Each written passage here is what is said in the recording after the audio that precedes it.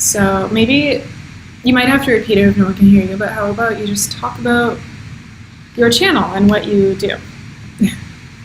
Yeah. So I started my channel.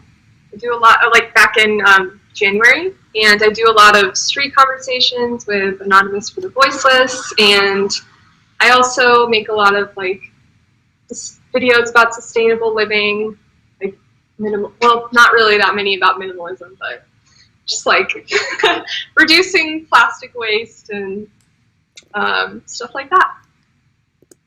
Okay, cool. I kind of hope no one heard me there because that was really bad. No, that's a great celebration.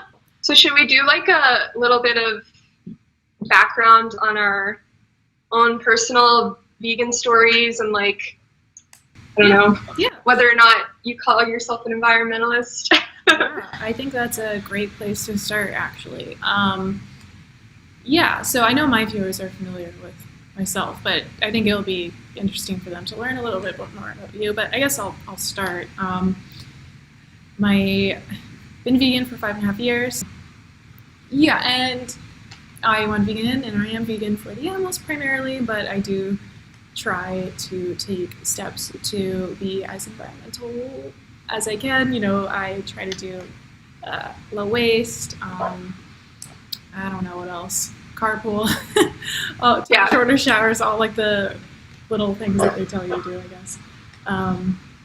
Okay, how about you? Yeah, so I went vegan 6 years ago, and before that, when I was in high school, I had this friend that was vegetarian. Like, she went vegetarian, and I was like, oh, like, whatever. Like, I just, like, didn't care about animals. Like, that sounds fucked up. Like, I was never, like, an animal person, you know what I mean? Like, obviously I like animals, but I wasn't, like, obsessed with cats and dogs like most people are. But I always cared about the environment. So I was always a tree hugger, like, came out the womb a tree hugger. And I actually wrote this letter to my neighbor for cutting down his tree when I was like 8 years old. It's pretty funny, but I was like straight up giving him facts about like rainforest deforestation and shit. And so when I got to college, I joined a animal rights group because I had recently watched Forks Over Knives and I went pescatarian first. Even though that movie has like a clear vegan message, like it like went over my head or something. Yeah. I was still so brainwashed by like, I just thought that maybe fish was healthy and like Greek yogurt and that kind of stuff. So I joined this club and I kept coming back because they had these really good vegan cookies. And eventually like I met my best friend who we went vegan together, but we both connected because like, you know, a lot of my other friends, like I didn't have that much in common with at that point. But it was funny because we went to a lot of events, and like as I was learning more about like the environmental impacts, I realized that like I had to go vegan. And then I guess it took me about 6 months to transition, but for the majority of that 6 months I was like mostly there. Yeah. I mean, I think that's like amazing that you ended up making the connection at all, as we know most people don't. And even that 6 month period to transition, I think that's like pretty good. I know it took me a year to transition to being vegan, so it did better than me. Okay. Well, anyway, so I guess let's like move on. So basically, today's stream topic is supposed to be about being an environmentalist if you're not vegan.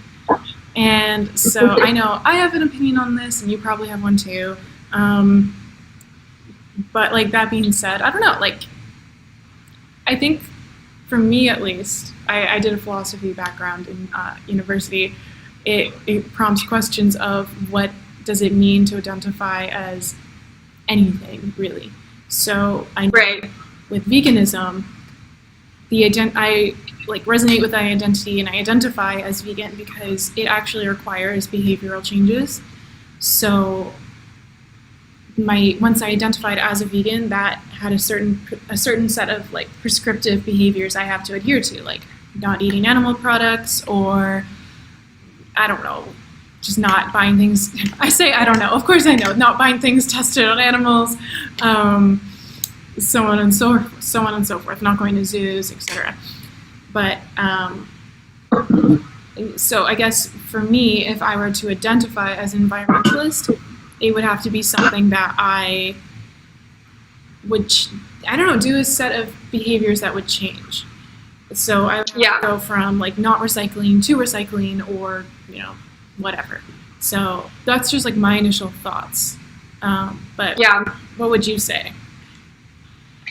So I would say that you can call yourself an environmentalist if you eat meat, because first of all, I identified as an environmentalist since I was a child, and I also think that if you do eat meat and you call yourself an environmentalist, you are being like hypocritical. But in the sense that like you can be a Christian and a Republican, like there's obviously like some hypocrisy there. You know what I mean? But like if you believe in Jesus and like believe that only through Jesus you get to go to heaven, like you're a Christian by definition. But like if you're also a Republican, but like you have a lot of like cognitive dissonance because like the teachings of Jesus don't necessarily align with like the Republican Party. Yeah. No, that totally makes sense. I mean, I guess it's interesting because like at that point, how do I phrase this? Like I think there would become a point where someone would say, I identify as an environmentalist, but I don't recycle, I drive a Hummer, but I don't use plastic straws, for instance, and that's the only thing. Right. I think most people would reject that, but it seems like so there is certain behaviors that are required to identify as an environmentalist and have other people accept that label for you. So I think there's maybe a line, like how many behaviors do you have to adhere to for it to make sense for you to be an environmentalist? Or you could just reject the line altogether and just say, no, if you identify as something, like that's what you are, like that's fine. You don't have to like change anything about yourself. But that kind of comes off as a bit absurd to most people. Right. So I guess now the discussion could come down to like, where is that line? How many behaviors do you have to actually like engage in or not engage in for other people to accept that you are an environmentalist? Yeah. So you say that the line can include eating, like you don't have to go so far on like a spectrum to include like not eating meat and still identify as an environmentalist, whereas I'm sure there's people watching who would say, no, you absolutely cannot eat meat and identify as an environmentalist. Yeah, I would say the problem I have with that is I know a lot of environmentalists because like I work for Greenpeace and a lot of us are vegan, which is awesome. And then the majority are like flexitarian, right? And then there are some that like just eat meat all the time. But like, I don't see how you could say that someone like Annie Leonard, who is our executive director, she wrote The Story of Stuff. If you haven't seen that series on YouTube, you should check it out because it's really awesome. But she's like such a hardcore environmentalist. She like runs Greenpeace USA, but she is a vegetarian. She's not fully vegan. So I just feel like if you're going to draw the line and say like you cannot call yourself an environmentalist if you eat meat, then you have to exclude all of these like very like hardworking environmentalists, like people at Standing Rock, and like you'd have to exclude like pretty much the entire environmental movement. You know what I mean? Yeah. Because like the veganism is like such a small percentage of the population. So that's why I say that yes, you can call yourself an environmentalist, but like it's like if you're an environmentalist and you drive a Hummer, like you're kind of a shitty environmentalist. Yeah. You know what I mean? Yeah, totally. I definitely hear you, and I think a parallel, I guess, would be, I guess we can look at feminism, first wave feminism. Those women were maybe not so concerned with the rights of women who weren't white. Yes. You wouldn't say, though, that these first wave feminists weren't actually for women's rights. Like, they were. That was the whole point of their movement. Right. That's a good point, though. They weren't. It's a point. Like, obviously, it was wrong to not include, like, other women, like, other races in, like, their movement and be more inclusive in that sense. But, you know, you could say that they weren't actually feminists because they didn't include, like, non-white women, but that seems a bit, you know what I mean? Like, a bit weird. Yeah. Can we pause for like a second? I'm just gonna plug in my laptop real quick. Yeah, sure. Sorry. No worries. I can read some comments in the meantime. Street activism of vegan versus environmentalists or vegan versus religious spiritual people are the best for showing the conflict and hypocrisy of the belief systems and ideologies. Yeah, totally. Street activism of vegan versus... Yeah, totally. I think, like, when people are confronted with, like, the hard facts of veganism, it really forces people to just, like, reevaluate what they're doing for sure. Like, if you're an environmentalist and someone educates you on veganism, I mean, if that isn't the best way to get someone to go vegan, I don't know what would be. But that's something we can talk about, actually. You can theoretically... This is an interesting point. You can, I'm not going to say that, but okay. You can theoretically hunt and eat roadkill and be an environmentalist.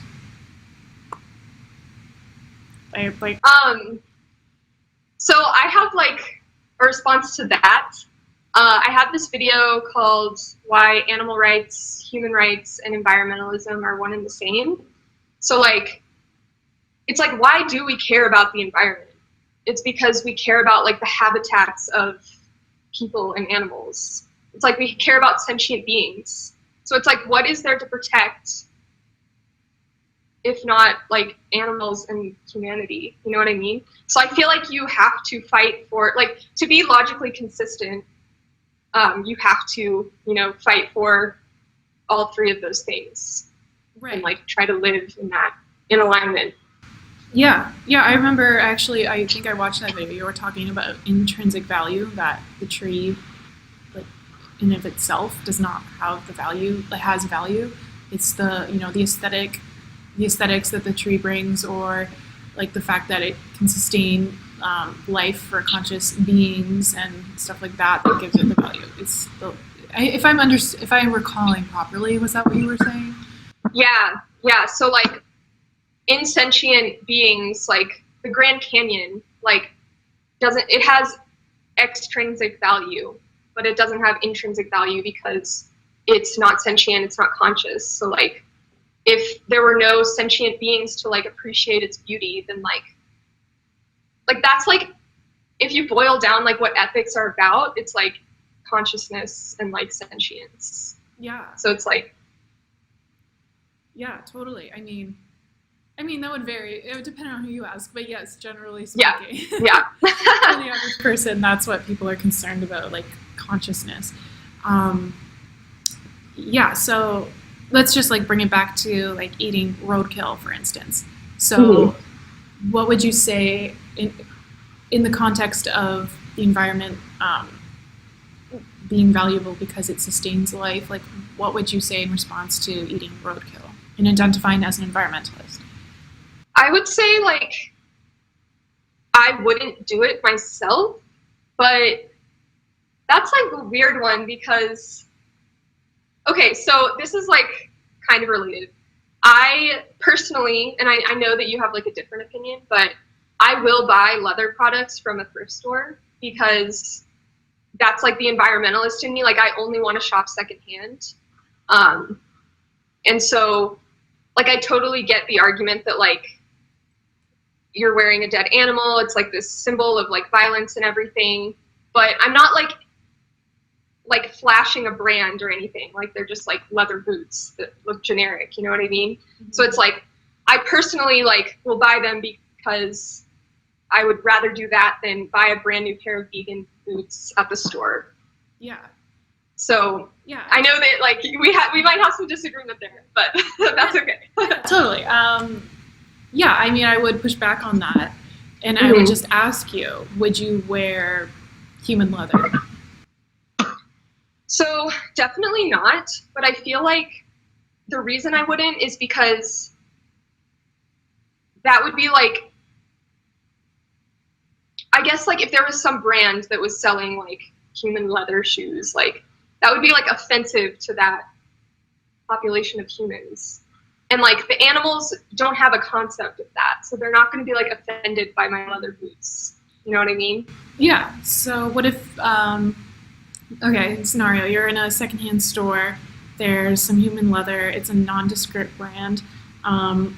Would you could theoretically just buy the shoes and then lie and say it's animal leather. Yeah. Would you do that? Yeah, I don't know. Like, probably not. Yeah. I don't know. Like, because it's like, would you wear like okay, it's like, would you take your dog, your like family pet, and like turn it into like a pillow or something? Like, Yeah. yeah, it's like that's why I totally understand that like it's like it makes people uneasy, and I get that. But okay, do you know who Carly Taylor is? She's James Aspey's girlfriend. Yeah, so she lives in Canada, and she had like a lot of like winter gear, like down coats and like Ugg boots. And what she did when she first went vegan, she was like, okay, I'm just gonna wear these out. But she took like anti-fur patches and like put them over the brand's logo. So she's not like repping the brand, but she like is like wearing them out, and then she replaced them later on with like vegan products. But like I just personally like will always shop secondhand, and like maybe if there was like a vegan pair of shoes and then a like leather pair of shoes at a thrift store, and like they both had my size, then I would definitely go for the vegan pair. But like when you're thrift shopping, like you really don't have like a large like variety of like sizes and like options. Like you kind of are like going and hoping you'll find what you need in your size, and like, you know what I mean? I don't know. And I will say that for people transitioning to veganism who have like leather in their closets and stuff, I mean, personally, I would just, if you can afford to throw it out and buy something else, I know, Kat, you're a very environmentalist, and maybe this makes you cringe. I would personally throw it out, even if it was still good. Like, not donate it to charity, throw it in the garbage, just for the same reason that I wouldn't wear grandma's skin on my body after she died. Yeah. But with that being said, like if you can't afford to do that, then like you need clothes, like you need a winter coat, you need boots, et cetera, et cetera. So that's fine. But the reason I think that's fine is because I would do the same thing in a human context. So if I couldn't afford a new jacket, and the jacket I currently had human leather, then I would keep wearing it. So yeah, it would be kind of like gross, but like, I mean, what can you do, right? You need a jacket. Yeah, so that's just like my position on that. Like, because there's so many things you can do that are environmental. I'm sure, like theoretically, annihilating half the population on the planet would be environmental. Right. So yeah, but yeah, so I definitely understand that point of view, the environmental like point of view from wearing secondhand leather in a thrift store, and I'm definitely sympathetic to people who maybe can't afford anything else, and I'm sympathetic to the environmental argument. It's just, I know for myself that I just would never wear human leather and buy human leather. And like some people might bite the bullet and say, yeah, I would totally do that. And I mean, like, okay, like fair enough, I guess. But yeah. Okay, I guess and I don't mean this in like a rude way, but I feel like it's more of like an emotional argument than like a strict like logical argument, because it's like, okay, like my pillow back here, one of them is stuffed with feathers, but like I got it for Christmas like a long time ago, and like I still use it. Like I'm not just gonna throw it away, but like I'm able to like not think about it. Like when I'm like laying my head on it, I'm not thinking about it, and I'm able to just like shut that off. But like I totally see where you're coming from. Like I get how someone who is like a little bit more like emotionally like impacted by it would just want to get rid of it. I just feel like since it's not like supporting the demand and it's not like I see no like hard logical reason to throw it out, is my point. Yeah. Well, like I feel like it's just like a personal, like whether or not it like personally bothers you or not is like where it seems to. Yeah. Well, I mean, basically, I wouldn't. I mean, I don't know. Like you could say. Also, okay. What am I trying to say here? Basically, any ethical position will come down to subjective, like what you feel is correct. So, like, not harming others is morally right. Why? Well, because like I feel like it is. There's that subjectivity in that sense.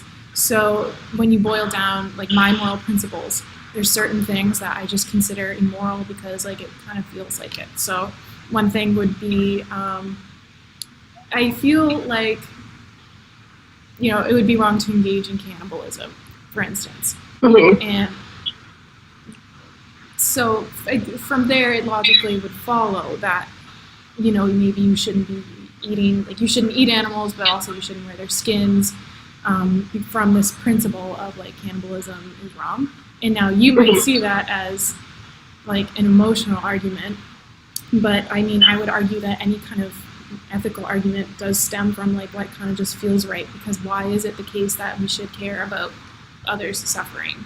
Like if not, just well, that kind of like feels like because of like empathy. Yeah.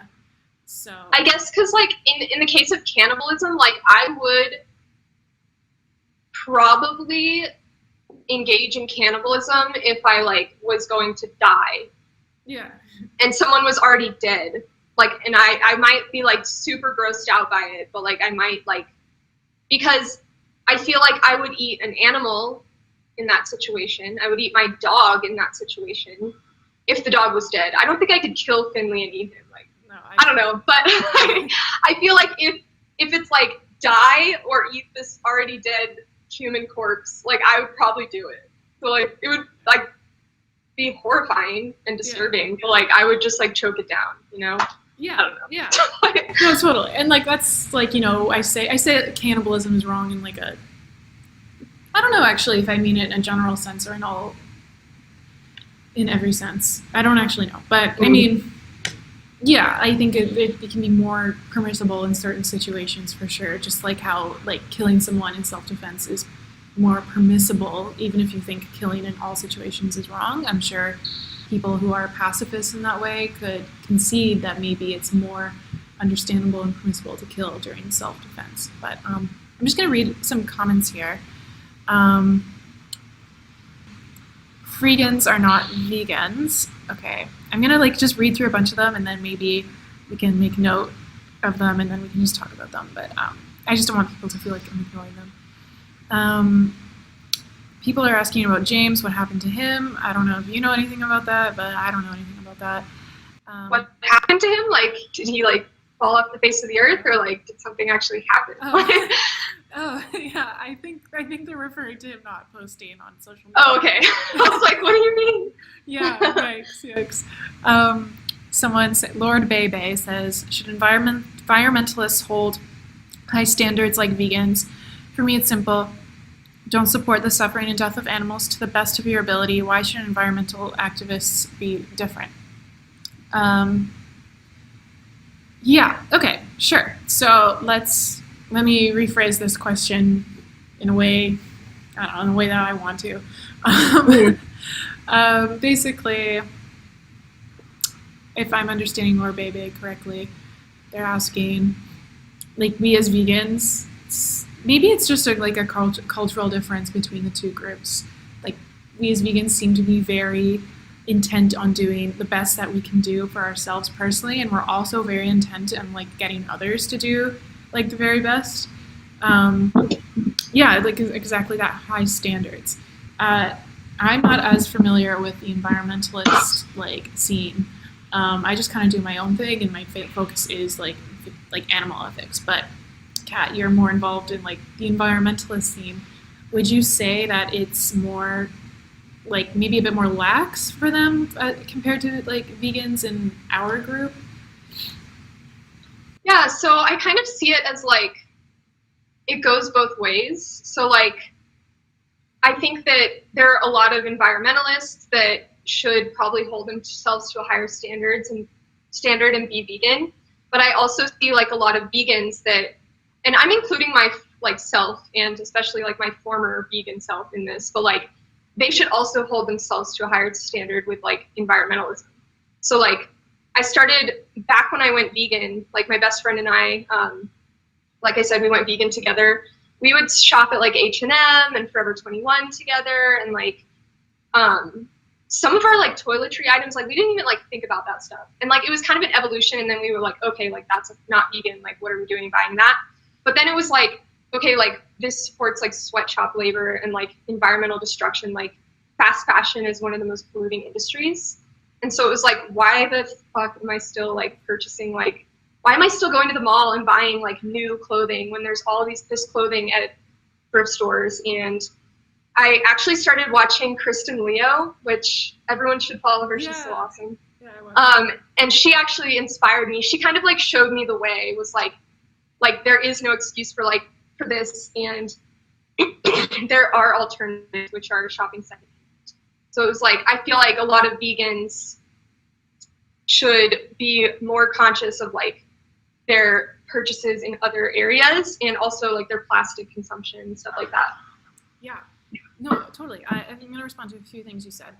So yeah, Kristen Leo, maybe I'll just like add her in the comments, because yeah, she was the one who got me thinking about fast fashion to like begin with. I know that I personally try to shop secondhand a lot as well. I'm lucky where I live, there's a few like really nice like secondhand stores where they like screen the stuff. They only take like nice things. So that's nice.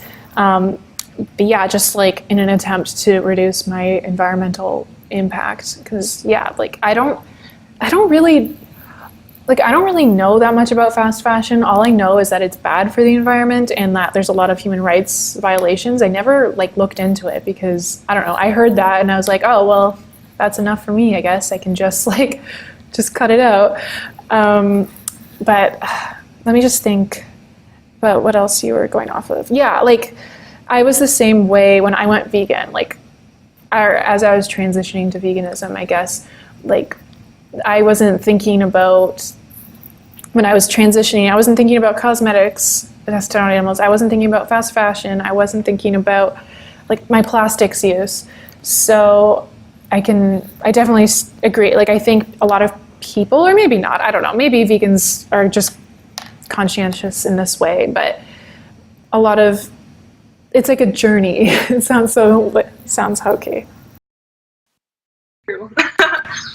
Yeah, so I guess I'm just going to read, unless you had something else you wanted to say to that, otherwise I'll read more comments.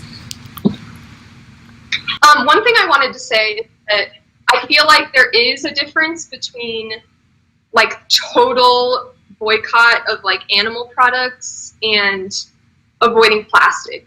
So like I can justify like a small amount of plastic consumption because it doesn't like directly kill a sea turtle, but like it has the potential to, so I should like avoid it. But I feel like it's wrong to purchase animal products because it directly causes suffering. So it's like, I think that the reducitarian argument would work for like things like plastic. Maybe I'm just saying this because like I don't avoid plastic 100% and I'm trying to like justify my actions, but I don't know. Because like I recently bought a pair of shoes that were new, and I justified that because like I needed new shoes and I couldn't find them at a thrift store. So like, and they were vegan obviously, but like I don't 100% of the time shop secondhand, but I do 100% of the time like not purchase animal products. Yeah. So I don't know. Yeah, you know, Solution to what you're thinking right now, actually, like you're noticing this discrepancy, like, oh, I'm very strict with my vegan diet, but you know, I'm a little bit more lax when it comes to plastic. Sometimes I'll buy something new from the store. The way I justify buying plastic sometimes, or sometimes buying something new from the store if there's something in particular that I'm really looking for, or I don't know, you just can't buy everything secondhand. Like, I'm sorry, I'm just not going to buy underwear secondhand, Yeah, like... underwear, but... yeah, ethically sourced underwear, right? Like, I guess, but, anyway, I'm not made of money. Anyway. Yeah, yeah, I feel you. So, yeah, I'm going to just plug this back in. But, basically, the way I it is that, like, I just see inherently a problem with consuming animal flesh in and of itself. So the product in and of itself is problematic. Whereas I think maybe you probably view it more as just, does this action of like consuming this flesh directly like harm someone else? Like, I think just in and of itself, the act of eating the flesh is immoral. So I would never consume it. Like, you know what I'm getting at? Whereas using plastic isn't inherently like in an immoral act. Like, buying a material isn't an immoral act. Like, you can buy it secondhand from the store and it's fine, But so I know that's not how you see things, but I'm just stepping in here and saying that, if you, from my perspective, it's actually quite easy to justify purchasing the occasional plastics and, new stuff from the store from there. I don't know if you wanted to like respond to that, or if I should read more comments, but sure. Okay, let's see. Someone saying that, yeah. See, I see someone else here saying that they're purchasing only secondhand or ethically produced clothing. Like, I'm not surprised to see that. My fellow vegans are typically a bit more ethical than the average person.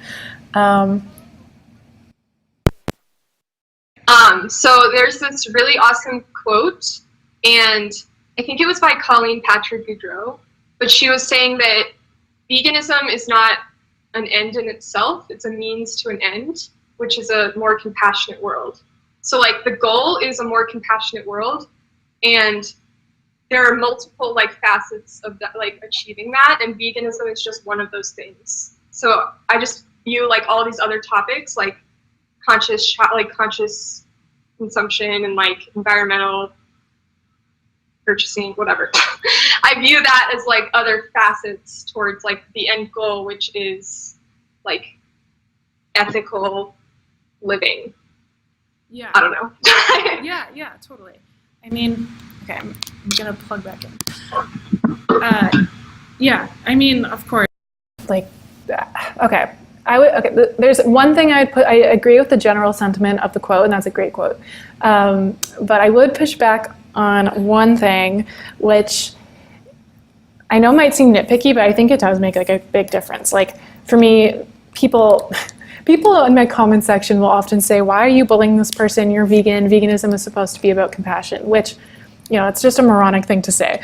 But I always like push back on those people and say, like, no, for me, veganism is not about compassion. It's about justice, which I think maybe like, I don't know, maybe some people view my channel and they think I'm not coming from a very like compassionate like standpoint, but like, I'm really, I don't know, for me that doesn't factor into the equation. I think it's useful to talk about veganism in terms of compassion when like doing outreach or something, just like because people are naturally don't want to look at animals suffering due to like their empathy, for sure, but just as a social justice movement, I see it more as like creating a more just world, which anyway. I would just say that I guess that's semantics, because when it comes to like environmentalism and like not supporting sweatshop labor, that would also be like an environmental justice issue and like a social justice issue with like yeah. So yeah, I get what you're saying, because like I agree. I feel like it's just the nature of being vegan. Like, people are gonna think that you're like judgmental and like bullying people, but like they're just being dumb. Like, you know what I mean? Like, oh yeah, so much. Like, actions speak louder than words. Like, how is like me commenting on something like more harmful than like their actions. Like, I don't know. Yeah, for sure. Okay, I'm gonna read some more comments here. Oh, this guy's name. I don't know how to freaking say it. Sev3 Ridge believes the only true balance is imbalance. I think he's some random YouTuber. That seems like a contradiction somehow, but okay. Someone's asking. Yeah, definitely more elaboration. Okay, someone is asking us what our favorite marinade or sauce for tofu / tempeh / soy curls is. So I'll just answer first, I guess. I don't really marinate mine, so sorry. I literally just chop up tofu into cubes, like throw some soy sauce on there and some nutritional yeast, and like maybe like garlic powder, and then I put it in the oven on a silicone baking mat, and it's so good. Yeah. And then I add like teriyaki sauce and like throw it all together at the end. Yeah, I actually got an air fryer recently. Air frying my tofu and like, I don't know, just a little bit of soy sauce. But okay, let's see here. Someone's saying, I was having a heated discussion with someone earlier, and I said, look, there's no justification for breeding animals into captivity in order to murder them to sell their body parts for financial gain. True that? Let's see if there's any like questions. Someone says they're just dumb is a great argument to people who think vegans are judgy / mean. Well, they are, okay? On some level, like I'm not saying, like obviously vegans can be assholes, but people can be assholes. So it's like unique to veganism. Yeah. But like if I'm like if you watch some of my videos, like I'm like being really nice. Like I'm trying to be like very understanding of their situation. And I have a lot of friends that aren't vegan, and I don't like, I'm not just, I see through, like I see past their culturally ingrained like habits, and I think they're awesome people. But like people get so mad at vegans because like of their cognitive dissonance. Like that's really all there is to it. I don't know. Yeah, totally. Like I get mad in arguments when I know that I'm wrong. Like I start getting mad. So it's like, Yeah. like I can recognize that in myself though. And like the annoying thing is that other people like, I guess they don't like it. People don't like to admit they're wrong, but I don't really get that because like admitting you're wrong like makes you look better. Like makes people trust you more. So like you should admit when you're wrong. Like if you like feel yourself getting mad because you're wrong, you should just be like, okay, you're right. You know what I mean? Yeah. Like I'll get into arguments with my boyfriend and then I'll be like, actually like, I don't have any real argument, so. Yeah. Well, I don't know. yeah, I'm gonna plug in here. But yeah, it's so funny that you say. I don't know if you can hear that train. Yikes. I guess not. But anyway, sorry, that was really distracting. Yeah, I know I catch myself getting mad when I know I'm wrong about something. My boyfriend, Jeremy, he does, like he's doing his PhD, I think I mentioned that earlier, but he's doing political science, and he's like the smartest person I've ever met. And so he knows so much more about like politics than me, like Canadian politics, American politics, like politics in different parts of the world. And so like any conversation or debate between me and him is more like him just like lecturing me about how things are, and just like I can only come up with elementary school level like talking points compared to him. And I just get like so mad. I'm like, no, you're wrong about it. But like I know I'm getting mad, and I know I'm wrong, but like I just like I don't know what it is. Like I definitely buckle down and I'm just like, no. So it's something I acknowledge I need to work on, for sure. Sometimes I get mad in an argument because like the person is not understanding me. So it's not always because I know that I'm wrong. Yeah. Like sometimes I'll get mad because like I can't articulate myself, and I'm just like, but they're not doing a good job articulating themselves. So it's not like I'm seeing their point, and like it's just like sometimes like you get frustrated, and yeah. Oh, for sure. So, okay. What would you say, I was going to ask you a question based on like your experiences. Just to bring it back to environmentalism. Okay, wait, I'm gonna plug in. Basically, how would you find that? Like in my experience, when, for instance, when talking about animal rights to like animal people, like, you know, someone who fosters dogs or rescues dogs, or they're involved like with the Humane Society or something, those people tend to be very like hostile when talking to them about veganism. Like they just like have no interest because they don't want to be seen as hypocrites, right? Like they say they're animal lovers, and I think they're very unreceptive to hearing about veganism because they would have to acknowledge that, oh, maybe this vegan is more of an animal lover than me. So I'm wondering, how receptive do you find like the environmentalists that you interact with? Like, are they receptive to hearing veganism? Do they like shut down? Or like what's the general reaction whenever you bring it up? It's like a person to person thing. So like, so there's like probably like 5 or 10 like vegans at my office, but then there's like a huge chunk of like flexitarians that are like pretty much vegan, but like they will eat things if they didn't purchase them and they're there, whatever. Like I personally don't advocate for that, but like I also like recognize that that is like a good thing that they're mostly vegan, you know?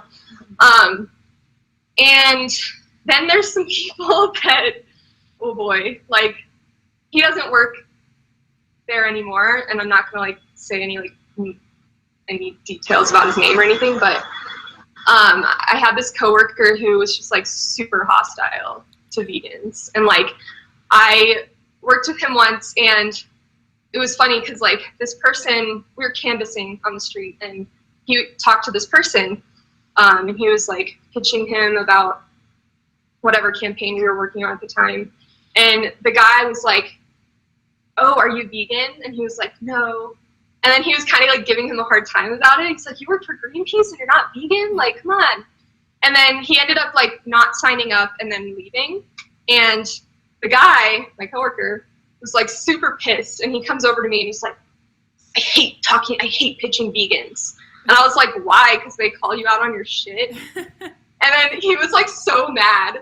And he was like, and I was like, you know, it goes both ways. Like, I totally feel you. Like, I also get frustrated when I'm pitching someone that's vegan and they use the fact that they're vegan as an excuse to like not contribute. Cause like, we're working on like ending plastic pollution, fighting climate change, stuff like that. It's like, those things are super important and they help animals. Like, plastic pollution impacts like marine animals. So it's like, if you're just like, oh, I'm vegan, like I'm already doing enough, like that's not an excuse. But like, it goes the other way too. Like, just because you like work for Greenpeace and you are an environmentalist, like you can't just like use that as an excuse to like, you're doing enough, you don't have to go vegan, you know what I mean? And so I don't know, I think it just depends on the person. Like, I would say that most environmentalists are definitely open to the idea of like reducing, but like the hardcore vegan message, like, I mean, they'll push back on that. I don't know. That's a good question. Okay. I'm just going to plug in here real quick. I'm going to get a little more water. Sure. Let's read some comments while you do that. Let's see here. Oh, I see that there's other people using their air fryers. Guys, it will change your life. They're really expensive, but they will change your life. Okay, let's see. Economics are super easy. Voting is an evil approach to getting your way. It does, however, force you to convince people not to steal. So are you suggesting that, I'll just reread the comment for you, Kat. Someone's saying, economics are super easy. Voting is an evil approach to getting your way. It does, however, force you to convince people not to steal. So I guess Thaddeus Walker is suggesting that, suggesting anarchy, like no laws whatsoever. Yeah, I don't know. I mean, I don't know. I don't know. I think you'd have to like really get into why you think any kind of laws are evil, but that's an interesting viewpoint. Like, I shouldn't say that. Some of my friends have like basically convinced me that like small amounts of shoplifting from like Walmart are acceptable because like the Walton family is so evil and we should be stealing from them. Like it's not affecting like so say you like steal something that's organic from Walmart. It's not like you're impacting like the organic farmer because like Walmart already purchased that product to sell. So it's like you're really just stealing from like the Walton family. Right. But that's like we don't need to go there. I just thought it funny. It's like Robin Hood. Yeah. Okay. Don't steal, people. Yeah. Don't shoplift. Yeah. We are definitely not promoting that on this channel, but Anyway, I was going to say to one of your earlier, just like talking about that anecdote with your coworkers and people who use veganism as an excuse to just like be wasteful. There are vegans who like take it to the opposite extreme where, okay, I'm just going to tell you a story. So basically where I live, there's a fast food vegan drive-through. Yeah, it's amazing. And so I had myself, my boyfriend, our two friends, one of them's a vegetarian and one of them was a meat eater. And so, you know, I'm trying to make the experience really positive for the two non-vegans in the back seat, keep bearing this in mind. So we get in the drive-thru and the drive-thru is really slow, admittedly, but like whatever. So it's taking some time to make the food and it's a hot day. And so I'm running the car through the drive-thru like everyone else in the world does. And I have the AC on because it's hot out. I guess I could have turned the car off, and I did think about it, but, you know, I had guests, and if it was just me, I might have turned the car off. But, you know, like, I wanted my friends to be comfortable. And like I said, I really wanted this to be a positive experience. And so this woman in the car behind me, like, I'm next to the drive-thru window, we're just waiting for the food. So she gets in between me and my window and the restaurant window and turns to knock on the restaurant drive-thru window, like, which is bizarre. She's just jumping the line and she like knocks on the window. So she's standing next to me and I'm just like, this is uncomfortable. But so she knocks on their window and she just says, can I get my ice cream right now? Like I've been waiting for a while. So they like give her ice cream, which is so strange. She's just jumping the line at a drive-thru. And she then turns to me and says, you know, you drive this really big car because I unfortunately drive a massive car and it's such a gas guzzler and you've been running your car, you should turn it off. And I just said, don't worry about it, right? Because like, who are you? Stop, like what? I was like, don't worry about it. And she was like, oh, I am worried about it. This is such like leaving such a large carbon footprint. You need to turn your car off.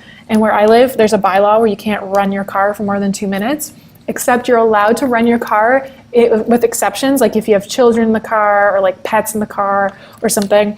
And also if you're in the drive-thru at a restaurant, you're allowed to run your car. So she whips out her phone and she starts recording me and she's like, I'm gonna record this. And I was just like, okay, I guess. So she just starts like recording me and like goes back into her car, I guess like recording me idling. I don't know what she was going to do with that footage, like shame me on the internet. I don't know. But the fact that she's in a vegan drive-thru makes me think that, like, you know, she was probably vegan. And she was definitely one of those vegans who did not use her veganism to justify, like, being wasteful. And in fact, tried to force other people to be less wasteful. But I just wanted to say to this woman, like, you're driving a car too, okay? So get off your high horse. Oh, like when I'm trying to get them to sign up for Greenpeace or whatever, and they're like, oh, do you drive a car? And I'm like, yes, like I do. Like it's just so annoying because it's like you should still like fight. First of all, these corporations are like producing like 70% of global emissions. It's not like the small amount of time that you're running your car is like making like it's like a drop in the fucking bucket. Like yeah. We really have to like revamp our entire like energy systems and infrastructure. Yeah. We shouldn't be like worried so much about like individual, like obviously we as individuals should make changes, but like it's like I'm gonna drive my car until it dies, and then I'm going to invest in an electric car. But like right now, like I'm driving like a Honda CRV, and it sucks, but it's like that's what I have, and I have to get to work. Like, Yeah. I don't know. Yeah. But yeah, that's really rude of her. Like, I feel like that's an example of like people are rude. It's not just vegans. Like, Yeah. it's across the board. Like, Yeah. people are fucking rude to me. Like, that don't give a shit about the environment, and like say I knock on their door and I'm like, hey, I'm out here with Greenpeace, and they're like, slam the door in my face. It's like it's like on all sides of the political spectrum you're gonna find rude people. So it's not like, I don't think it's unique to like environmentalists or vegans or I don't know. Yeah. Yeah. I would just say, like, yeah, I totally. Everything you said there, and I think that's, how long have we been streaming for?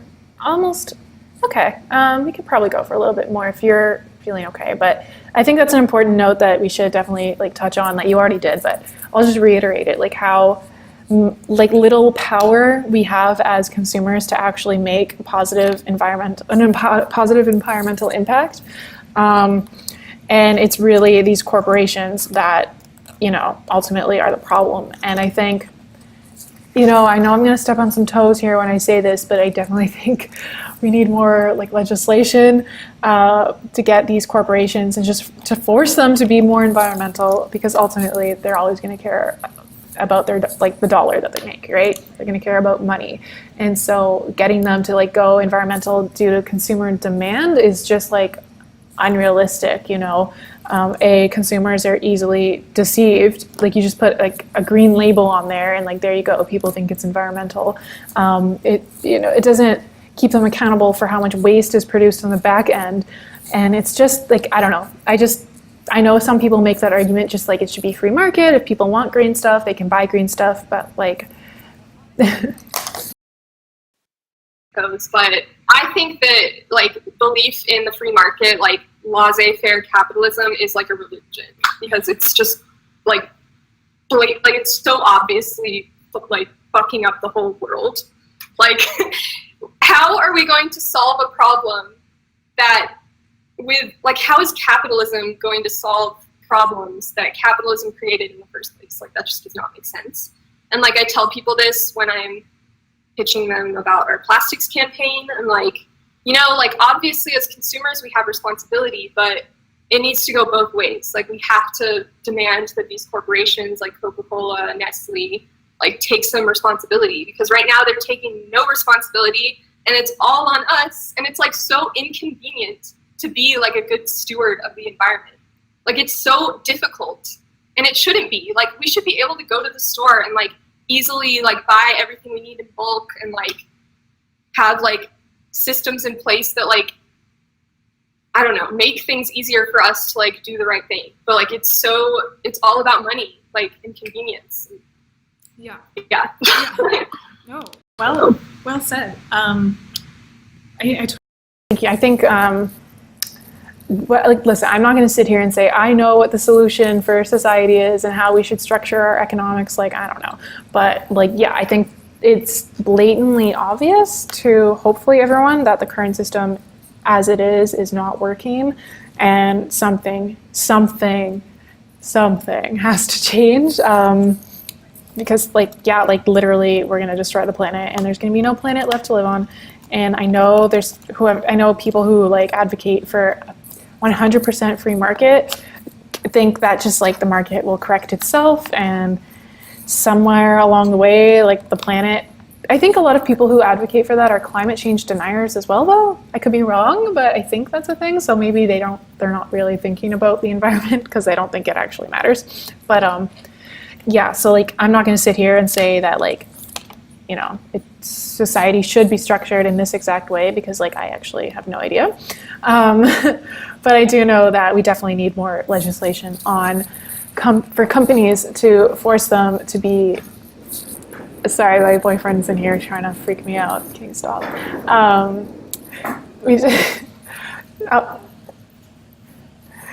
Yeah, now I have a real live audience in front of me. Sorry, but yeah, definitely need more. Like, it's to put the responsibility on the consumer, as you said, is like unrealistic. It's not like feasible. Like, it's just not going to happen. Like, yeah. Is coming out of like developing countries. So these big corporations will go overseas and sell their products to these like Pacific Island nations where they know where it's going to end up because they don't have the infrastructure in place to like dispose of it. So it's like, that's on the corporations. It's not on these like impoverished people, like in like rural China. You know what I mean? Like, I don't know. Yeah, for sure. I keep forgetting I have to plug in every time I want to talk. Can you dim it up? No, higher. Yeah, there we go. Sorry, I was telling Jeremy to turn up my noise. Yeah, okay. Maybe we should see if people are... Someone says, I have heard of politics. That's funny. Okay. Someone is... Okay. Hold on. Sorry, guys, I'm kind of far behind on the comments. We were talking a bit there, but someone saying don't start with anarchy. True. True. Oh, the Walton family. Who are they again? Are they the grocery store? Oh, no, Walmart. Yeah, that's what Kat was just saying. Okay, Tesla is winning, so it might be a late solution. Coming full speed in a tsunami. It's the most shorted stock on Wall Street. Apparently, Tesla is the most shorted stock on Wall Street, so I don't know. That's just Jeremy's commentary. By the way, yeah, this person here, they're kind of bringing it back to like what we were talking about earlier, saying that they have a leather couch and then they sit on it. Like, I also have a leather couch and I sit on it, but I like can't afford to buy a new couch. So yeah, yeah, they're saying they would never buy leather used or not. Oh, someone talking about greenwashing and how that's a huge issue. And I know I just mentioned that briefly, but like just slap a green label on something.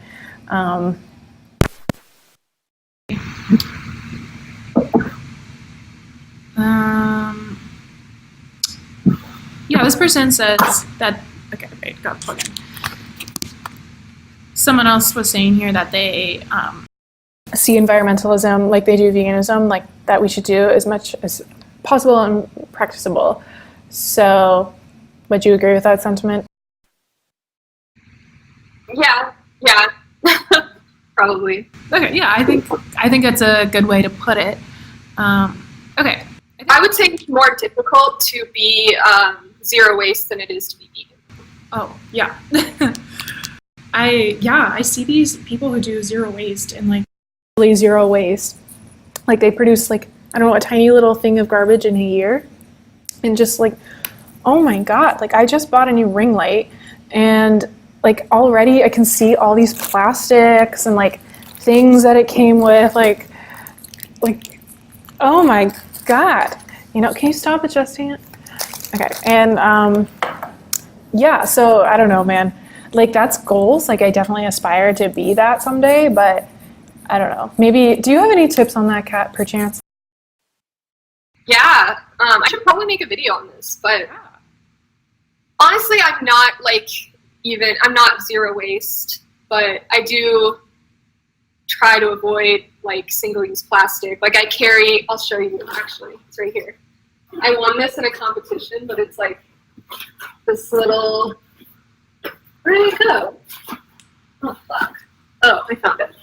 This little like bamboo utensil set. So I just have this in my bag so I never have to use like forks or anything. And then I obviously carry my water bottle everywhere I go.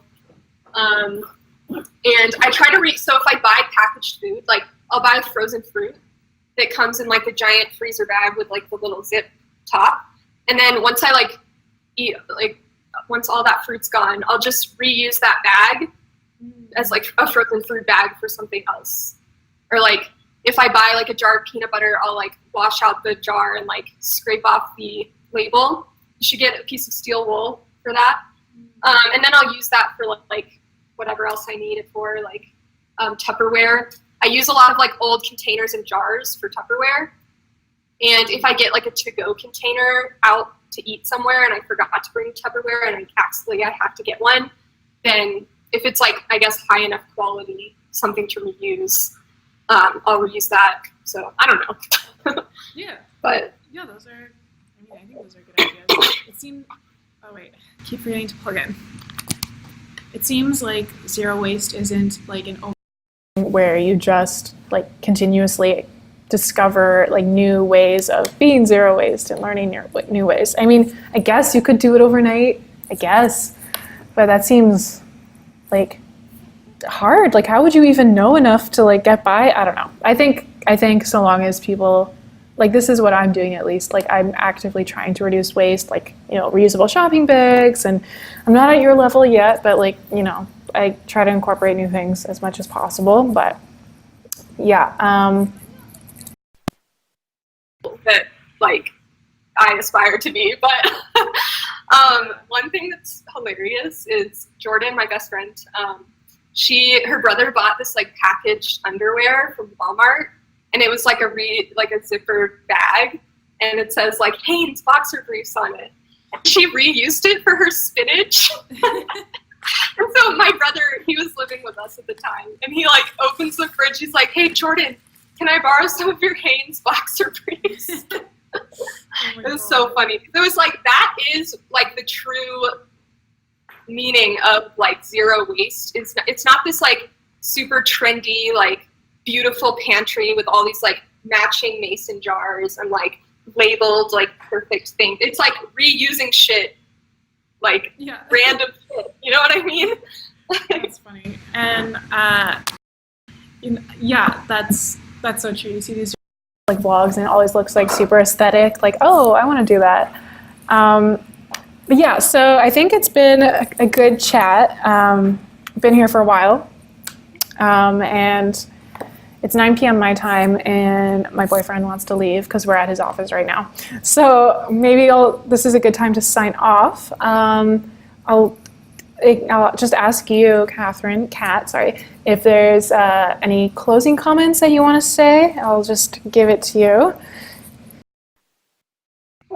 So one other thing that I had on my like list of topics, I guess I can make it short, but Cowspiracy, like the movie, for a long time I love that movie, but it was hard for me to recommend it to people because of that just like horribly inaccurate statistic about climate change, because animal agriculture is not the leading cause of climate change. Like, it is a huge like cause of environmental destruction, but like it's nowhere near 51%. It's actually more like 15. So I think that's like super important to say, because a lot of vegans are still like sharing that statistic.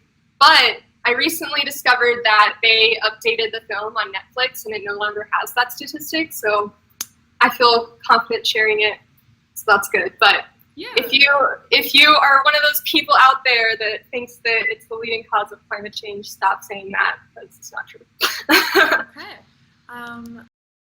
Yeah, I think I saw that your video that you made on that. I don't know if I ever thought it was the #1 leading cause or not, but whatever, good for people to know that it isn't. That's actually something we could potentially live stream on in the future, is like myths that vegans like to talk about, and just talk about that here, and like how to address these myths, how to deal with these, and like just correct misinformation. I don't know if you'd be interested in that, or if my audience would be interested in that, but that'd be fun. But yeah, so I don't know how to end this in a like non-awkward way. Thanks for watching, guys. Yeah, I don't know if I included your name in the title of this live stream, but I will add it. But for now, I'm gonna type Kat's YouTube channel, Catherine Klein, in the comments for you guys. And some people are asking about like who debunked that statistic.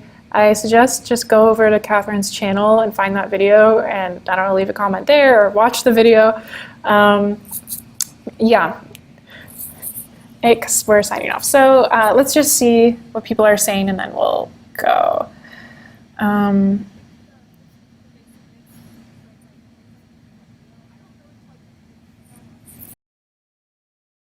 the scientific consensus is that it's 15%. So a lot of people have debunked it, including like vegans, like vegan environmentalists have